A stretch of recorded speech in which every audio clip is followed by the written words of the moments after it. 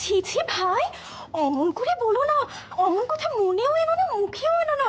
এটা তো তোমাদেরই দাদার বাড়ি, তোমাদেরই বাড়ি। আমি তো বরং বাইরের লোক। তোমরা যদি আমাকে দয়া করে এখানে থাকতে দাও, তবে আমি এখানে থাকতে পারি। ওরে দিদি, দিদি এ কি বলেনি? কেন, আমি কি কিছু ভুল বললাম ভাই? হ্যাঁ, বললেই তো। যে কথাগুলো তুমি বললে সেগুলো তোমার আগে মনে ছিল না? আয় দেবু, তোকে না চুপ করে থাকতে বললাম?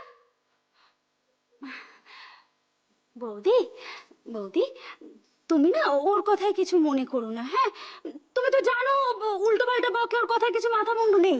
না না আকাঙ্ক্ষা দি, আমি ওর বেচারার কথায় কিচ্ছু মনে করিনি। তুমি নিশ্চিন্তে থাকো। তা দিদিকে দেখছি না, পিসিমাকে দেখছি না। কোথায় সব? কেমন আছে? ভালো আছে তো?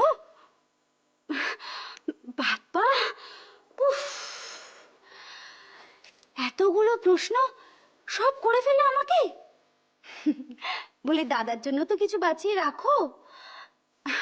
যাকগে, দিদি এখন বাড়িতে নেই, ভালোই আছে। তুমি তো জানোই সারা দুনিয়ার চিন্তা তার ঘাড়ে। এখন অবশ্য সেটা একটু বেড়েছে, বাড়িতে থাকে না বললেই চলে।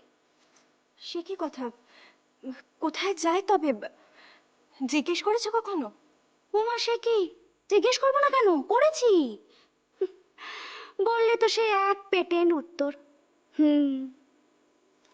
ও, আর পিসিমা? মা, মা ভালোই আছেন, খুব শিগগিরই চলেও আসবে। তুমি চলো তো, চলো তোমার ঘরে দিয়ে আসতে। না না ভাই, তোমাকে আর এত কষ্ট করতে হবে না। আমি আমার ঘরটা চিনি, আমি নিজেই চলে যাব। আচ্ছা ঠিক আছে, তাহলে তুমি বরং ফ্রেশ হয়ে নাও, হ্যাঁ? আমি তোমার জন্য চায়ের জল। না না, কেন শুধু শুধু কষ্ট করে এখন চা করবে? তোমার দাদা বরং ফিরুক, তখন একেবারেই করো, কেমন? ভাই দেবু, পারলে আমার ব্যাগটা একটু আমার রুমে দিয়ে দিও। আসি, হ্যাঁ? হ্যাঁ দিদি, দিদি এই আপদটা তো আবার ফিরে এলো। এই দিব্যি ঘরে ঢুকে গেল। এবার কি করবি? তুই কিন্তু মুখে একদম তালা চাবি মেরে রাখবি, আল ফাল কিচ্ছু বকবি না, ও ন্যাওটা হয়ে থাকবি। কেন কেন?